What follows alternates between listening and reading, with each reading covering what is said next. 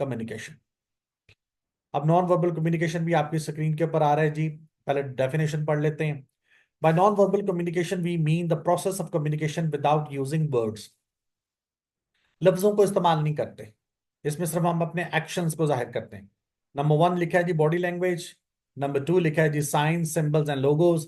Number 3 पर physical objectives, how parents communicate and how silence time and mood communicate. अब इनको हम one by one discuss करेंगे। सबसे पहले तो बॉडी लैंग्वेज। अब याद रखिएगा कि वर्बल कम्युनिकेशन के अंदर तो वर्ड्स शामिल होते हैं, और नॉन वर्बल कम्युनिकेशन के अंदर वर्ड्स को शामिल नहीं किया जाता, बल्कि इनके अंदर हम सिर्फ और सिर्फ हम अपने जेस्चर्स को, पोस्चर्स को, फेशियल एक्सप्रेशंस को, हैंड की, बॉडी की, हेड की मूवमेंट को हम एक्टिवली करते हैं। Body language. It has been said that people can make up to 20 judgments about other people in a first 10 second after meeting. अब यहां पर ये बात वो कहता है कि 20 जजमेंट्स हो सकती। 20 जजमेंट से मुराद ये कि एक 10 सेकंड देखें अगर किसी बंदे को, तो आप अपने जहन के अंदर उसके मुतालिक कोई जजमेंट कर सकते हैं। अब हम कहते हैं इट्स पार्ट्सली ट्रू। ये किसी हद तक ठीक भी है और किसी हद तक नहीं भी है। ये वेरी करेगा कि बंदे की ऑब्जर्वेशन कैसी है। So one has to control its body movement, कि आपको अपनी बॉडी मूवमेंट जो है वो कंट्रोल करनी है लाजमी तौर पर। It means you should not exaggerate, कि मुबालगा राइज नहीं करना, कोई एग्जेजरेट मूवमेंट हाथ की, बॉडी की वो नहीं होनी चाहिए। बड़ी काम और क्वाइट मूवमेंट होनी चाहिए ji. Body language is use as support to face oral communication. आमतौर पर ये बॉडी मूवमेंट जो है ना, ये अनइंटेंशनल होती है, ये अनकॉन्शियसली हो जाती है, इसके ऊपर हमारा कंट्रोल नहीं होता, लेकिन हम इसको कंट्रोल करने की कोशिश करते हैं with practice, with discipline, with the passage of time. हम इसके ऊपर कंट्रोल कर सकते हैं। अब जब जब दो लोग जब फेस टू फेस कम्युनिकेट कर रहे होते हैं, तो उस वक्त बॉडी लैंग्वेज उनकी ज्यादा वाजे हो जाती है, और वो ज्यादा अपने इमोशंस को, अपने फीलिंग्स को एक्सप्रेस कर रहे होते हैं ji. When you speak with someone you can see it is impossible to avoid using body language. Sometimes we are aware of the signals that we are sending, but many signals are given unconsciously. There are times when your body language will contradict your words.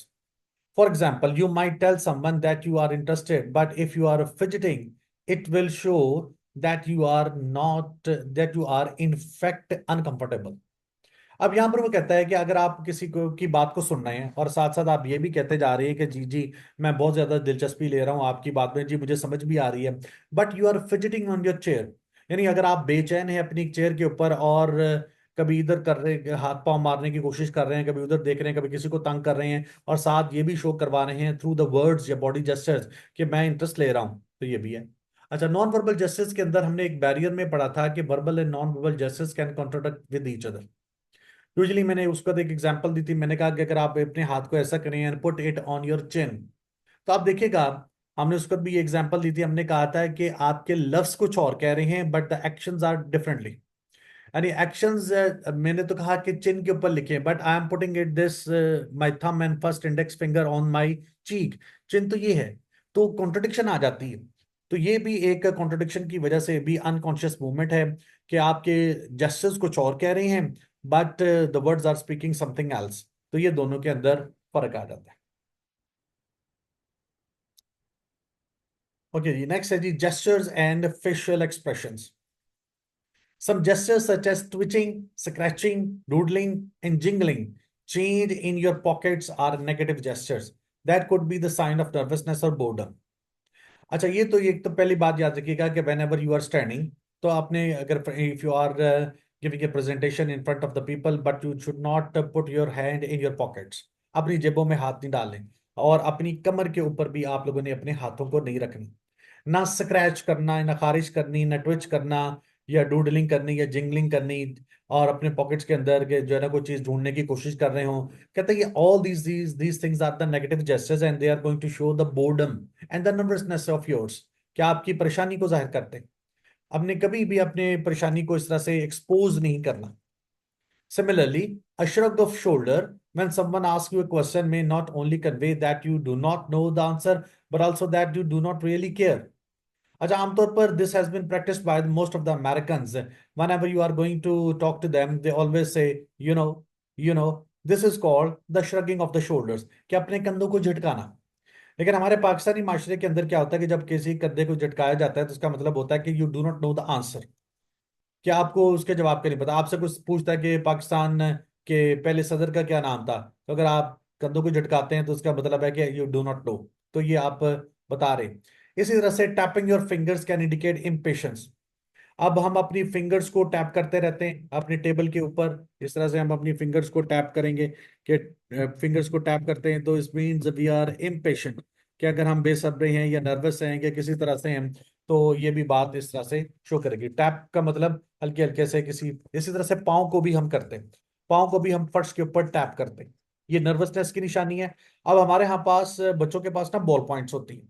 अब वो ball points को ना automatically हर वक्त tick tick click click click करते रहते हैं। It's a game, it's a practice for them, लेकिन it shows their impatience and it shows their nervousness. Okay ji, यहाँ से जी, यहाँ पर मैं कर्सर लेकर आता हूँ, ये ji, you should avoid gathering up your paper work when someone is talking to you. अब आप जब किसी से बात कर रहे हैं तो आप अपने पेपर्स को कलेक्ट ना करें। तो ये भी बात जाहिर करती है कि आप एक मतलब you are not paying attention to him because you are not having an eye contact with him. और रूड जेस्चर तस्वुर किया जाता है, बदतमीजी तस्वुर की जाती है। और यहाँ पर कि अगर आप किसी से बात कर रहे हैं और आप अपने पेपर्स को वाइंड अप करने की कोशिश कर रहे हैं, तो इसका मतलब है you are not having an eye contact. हमारे पाकिस्तानी माशरे के अंदर आई कांटेक्ट अच्छा नहीं समझा जाता। हम समझते हैं कि ये बदतमीजी की निशानी है, कि रूडनेस की निशानी है, कि if you are having an eye contact with your seniors. और हमारे पाकिस्तान के अंदर भी तो हम आमने सामने भी नहीं खड़े होते। हम कोशिश करते हैं कि थोड़ा सा साइड पर अपने सीनियर के खड़े हों। सामने खड़े होने को भी हम बदतमीजी तस्वुर करते हैं। Same is the case with the females. We do not have an eye contact even with the students, even with our seniors and colleagues. हम कुछ ज्यादा अरसे तक के लिए ओरल कम्युनिकेशन करते वक्त आई कांटेक्ट को नहीं करते, because it's a convention, it's a culture in our society that we do not have an eye contact with our female partners. लेकिन बाहर के माशरे में अगर आप आई कांटेक्ट नहीं करते तो आप झूठे तस्वुर होते हैं। आपको कहा जाता है कि शायद आप झूठ बोल रहे हैं, तो वहां पर कॉन्टिन्यूसली आपने आई कांटेक्ट को मेंटेन रखना होता है, इधर इट्स मेल और फीमेल। जी। आजकल बड़ी फेमस है। अभी थोड़े दिन पहले, एक दो दिन पहले हुआ कि मिस सरताज गुल इन द नेशनल असेंबली, उसने सरदार रियाज सादिक साहब को कहा, जो कि स्पीकर हैं कौमी असेंबली के, उनको कहा कि सर मैं चाहती हूँ कि आप मेरे साथ आई कांटेक्ट करें, कि यानी मेरी बात को सुने। उनका कहने का मकसद ये था। लेकिन वो मामला जो था वो मजाक में चला गया, और सरदार रियाज सादिक साहब ने कहा कि जी कि मैं किसी खातून के साथ आंख नहीं मिलाता। हालांकि मिस्टर ताजगुल का मतलब ये था कि वो चाह रही थी कि उनकी तरफ मुतवज्जो हूं। लेकिन एज पाकिस्तानी माशरा है, तो पाकिस्तानी माशरे के अंदर जो है वो उसने एक जरा मजाक वाली गुफ्तगू कर दी, कि उसने कह दिया कि जी कि मैं किसी खातून के साथ आई कांटेक्ट नहीं करता, मैं आंख नहीं मिलाता। लेकिन ये एक मजाक वाली बात थी, लेकिन प्रोफेशनली अगर हम देखें तो we should have an eye contact with the other party. Okay, the head or face signals. The face is the most expressive part of your body, and signals that are given through facial expressions and movements are very important. आपके चेहरे के तासुरात, आपके चेहरे की जो है वो body gestures, आपके चेहरे के जो फेशियल एक्सप्रेशंस हैं, दे आर वेरी इंपॉर्टेंट, वो लाजमी तौर पर आपके होने चाहिए। पर nodding and shaking of the head, these are fairly obvious intentions, a form of communication. However, as well as the usual meaning, shaking the head with a frowning expression may suggest puzzlement or accompanied by closed eyes. अब देखिए, frown कहते हैं कि आपके माथे के ऊपर जो बल पड़ते हैं उन्हें हम फ्राउन कहते हैं। और ये भौहों का ऊपर की तरफ आना, ये भी फ्राउन कहलाता है। दिस इज ऑल्सो कॉल्ड, इसे हम उर्दू में कहते हैं त्योड़ी चढ़ाना। ये पजलमेंट की निशानी भी है, और ये एक हैरानगी की निशानी भी आती है। इसी तरह से अगर आप फ्राउन करते वक्त अपनी आंखों को स्क्वीज कर लेते हैं, बंद कर लेते हैं, क्लोज कर लेते हैं, तो ये भी एक पजलमेंट की निशानी है, कि अगर आप कंफ्यूज्ड हैं इस सेंस में भी। अब अगर आपके माथे पे फ्राउन है तो ये गुस्से की निशानी भी है, फ्रस्ट्रेशन की निशानी भी है। अब nodding and shaking the head are also important techniques when listening to someone speak. अब जब आप किसी की बात को सुनते हैं ना, जब आप किसी की बात को सुनते हैं तो जो है उस वक्त आपने क्या करना है कि किसी की बात को गौर से सुने, केयरफुली सुने। और ये एक टेक्निक है, ठीक है। इफ यू नॉड, अगर आप इस तरह से सर हिलाते हैं अगले की बात को सुनते वक्त, तो इसका मतलब है कि that you are motivating and supporting the other person, that's a good sign. ये एक अच्छी बात है कि अगर आप किसी की बात को बड़ी तवज्जो के साथ, whereas shaking the head suggest disagreement, लेकिन अगर आप शेक करते हैं हेड तो इसका मतलब ये होगा कि आप अगले बंदे के साथ डिसएग्री कर रहे हैं। फिर आते हैं जी फेशियल एक्सप्रेशंस की तरफ। There is another obvious sign of feeling and one which is very hard to control. The eyes and the mouth are of particular importance. अब आईज है, माउथ है। Smile reveals player, friendliness, agreements and warmth. जब आप किसी से एक professional smile अपने चेहरे के ऊपर रखते हुए एक मैकेनिकल से स्माइल अपने चेहरे पर रखते हुए, तो उसका मतलब है कि आप एग्रीमेंट कर रहे हैं, आप दोस्ती निभा रहे हैं, और वार्मथ की निशानी है, और गर्मजोशी की निशानी। जबकि फ्राउन जो है वो डिसएग्रीमेंट की निशानी है। तीसरे नंबर पे आई कांटेक्ट ऑनेस्टी की निशानी है, सिंसियरिटी की निशानी है, कॉन्फिडेंस की निशानी है।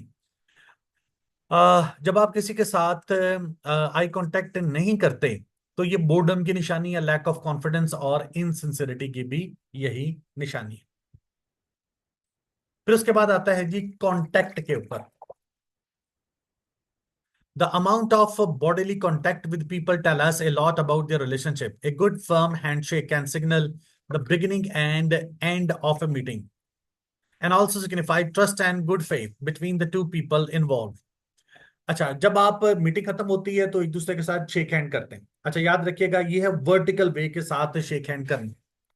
एक शेक हैंड का तरीकेकार ये है कि अगर आपका हाथ ऐसे है और दूसरे का हाथ नीचे की तरफ है तो आप डोमिनेंट तस्वुर होते हैं, और अगर आपका हाथ ऐसे है और दूसरे का हाथ ऊपर है तो इसका मतलब है कि वो डोमिनेंट तस्वुर होगा कि जब आप शेक हैंड करेंगे। लेकिन जब आप वर्टिकली करते हैं, जब आप वर्टिकल करते हैं तो इसका मतलब ये होता है कि आप बोथ आर इक्वल। तो इस चीज को आपने मद्देनजर रखना है जी।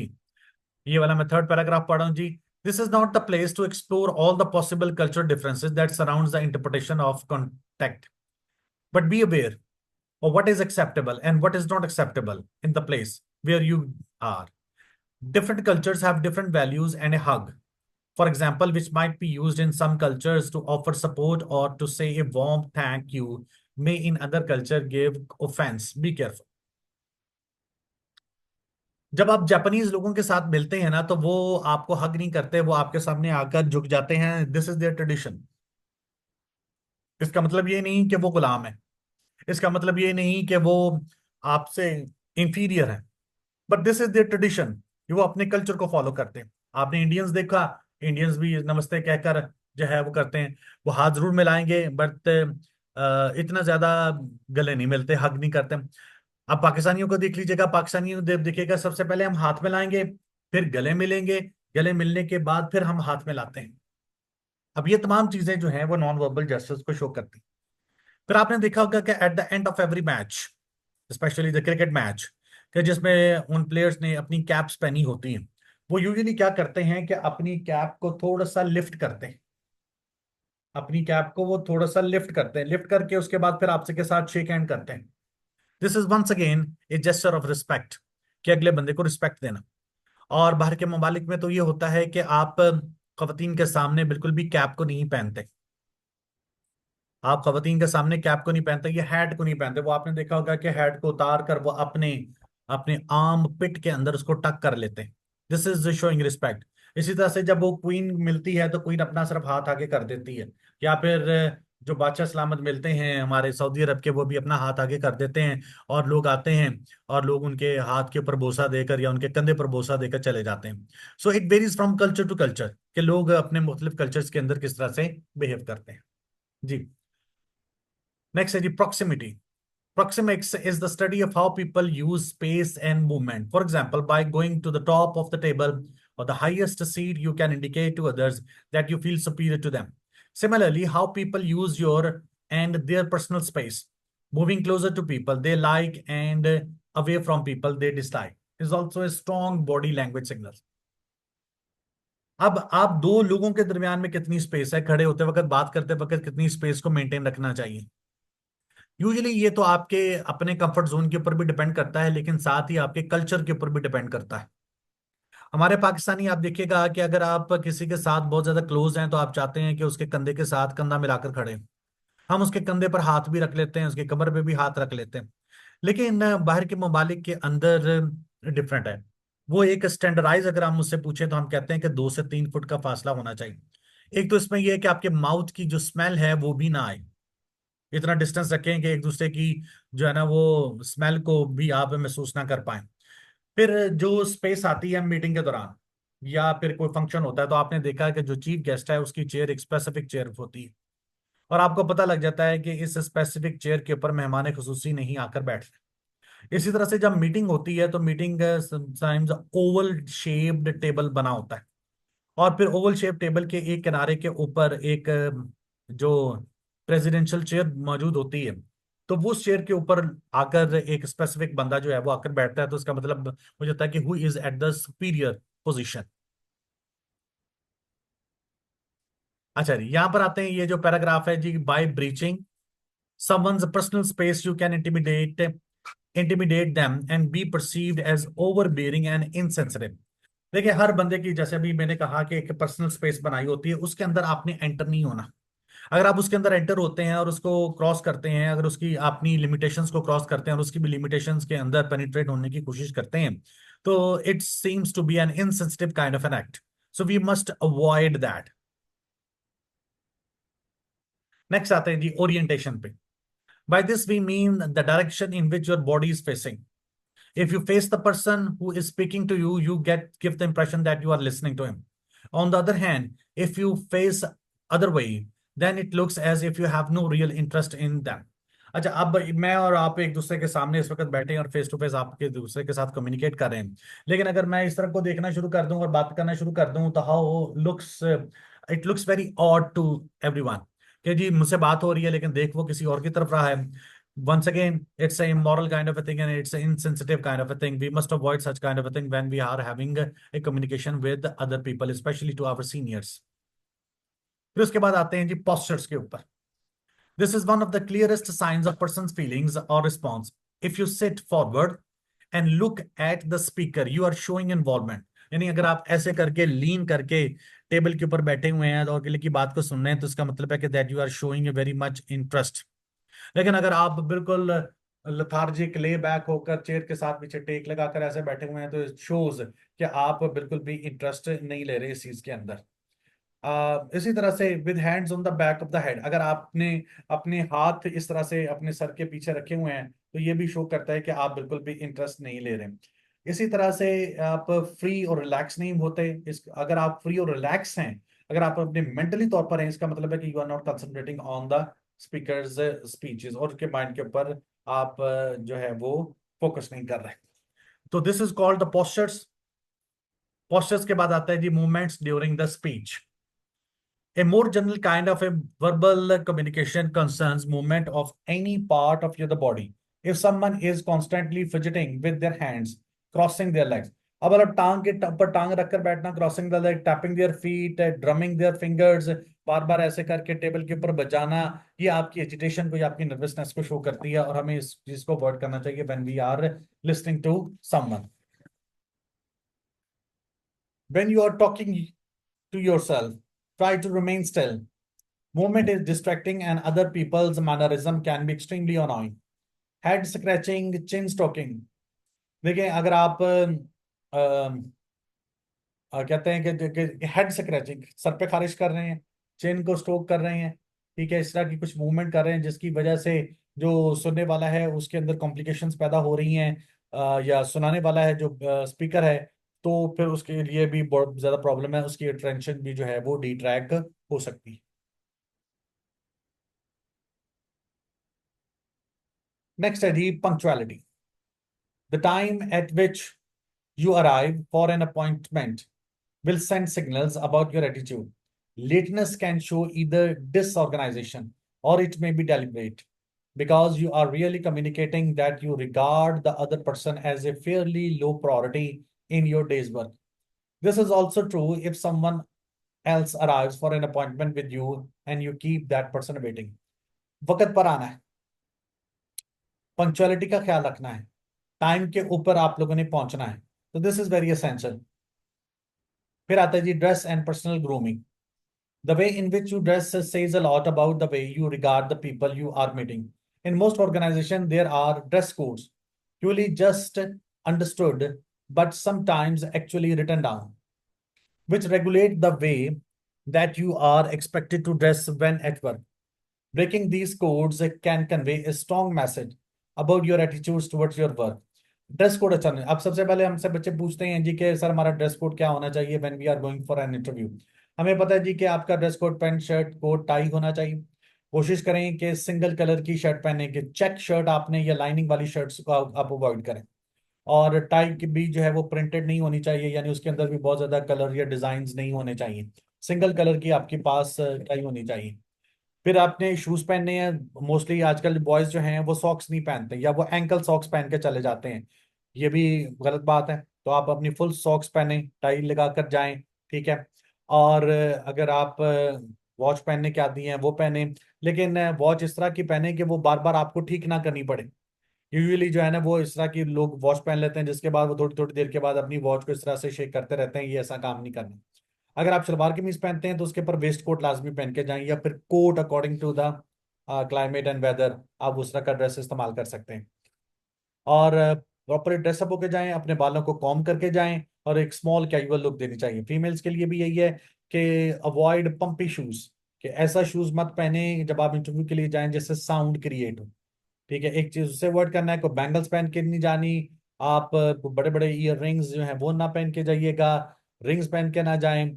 ठीक है। आप जरूरी नहीं है कि दैट्स नॉट नेसेसरी कि आप नेल पॉलिश लगा के जाएं। और आपका दुपट्टा जो होगा वो प्रॉपरली पिन अप होना चाहिए, ताकि आप बार बार अपने दुपट्टे पर या अपने बालों पर फोकस ना करें। बाल भी प्रॉपरली टाई अप होने चाहिए, ताकि आपकी ये तमाम चीजें आपके इंटरव्यू के अंदर, आपकी परफॉर्मेंस के अंदर, आपकी प्रेजेंटेशन के अंदर इंटरफेरेंस ना करें। Ji, sign symbols and logos. Sign symbol and logos are non verbal methods of communication that are able to pass a consistent message to anyone in the world, regardless of your language they speak. They can also be used to pass a written message to illiterate people, because no words are used in this form of communication. There can be no language barriers. They are a sort of universal language because everyone will interpret these signs, symbols, and logos in the same way.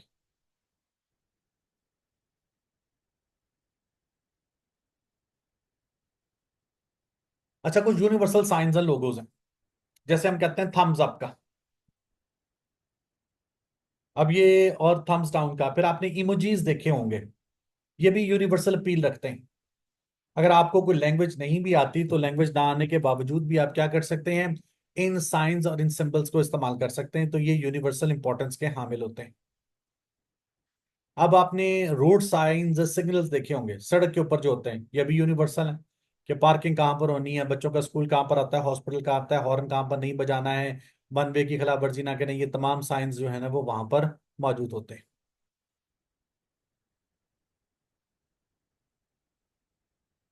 फिर आते हैं जी physical objects की तरफ। Physical objects can send signals to other people about the wealth status and power of an individual और a company.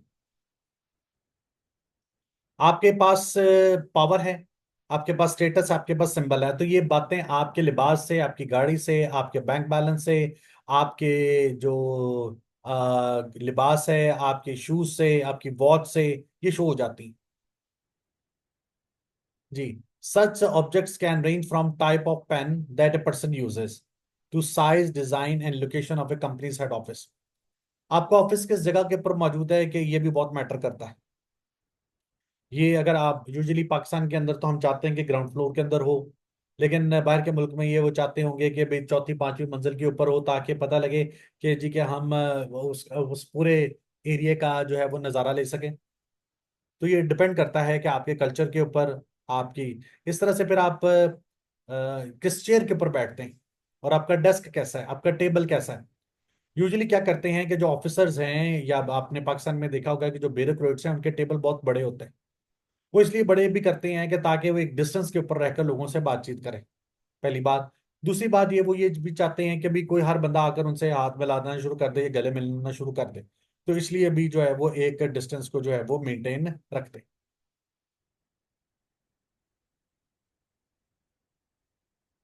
Ji, how appearances communicate.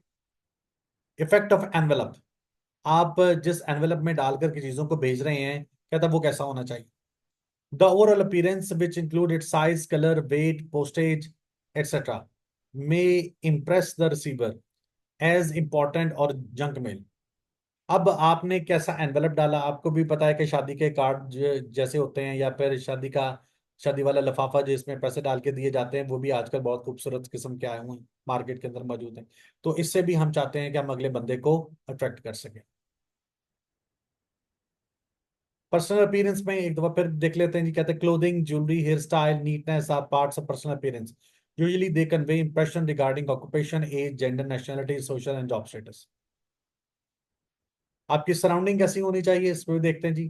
These include room size, location, furnishing, architecture, wall decoration, flooring, lightning, windows, views and other related aspects wherever people communicate orally. For example, an executive or professional whose office is a luxurious top floor suite with a pleasant view convey a different non-verbal message about status, success, size of bill than if same person's office were in a dingy, poorly lighted basement room. अगर तो basement के अंदर office होगा तो it means हम उसके social status का अंदाजा लगा लेते हैं। अभी हम टॉप फ्लोर के ऊपर होंगे तो हमारे स्टेटस का अंदाजा लग जाएगा। फिर टाइम, साउंड करेक्टरिस्टिक्स में है, नॉन वर्बल करेक्टरिस्टिक्स में तमाम चीजें शामिल हैं। फिर इसके एडवांटेजेस क्या हैं, नॉन एडवांटेजेस क्या हैं, all these things fall into the category of non verbal communication.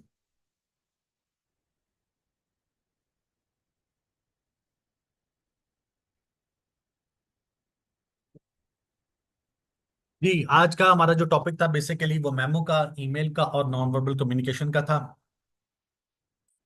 मैं आपको लास्ट में सिर्फ नॉन वर्बल कम्युनिकेशन के एडवांटेजेस में पढ़ देता हूं। एक सेकंड।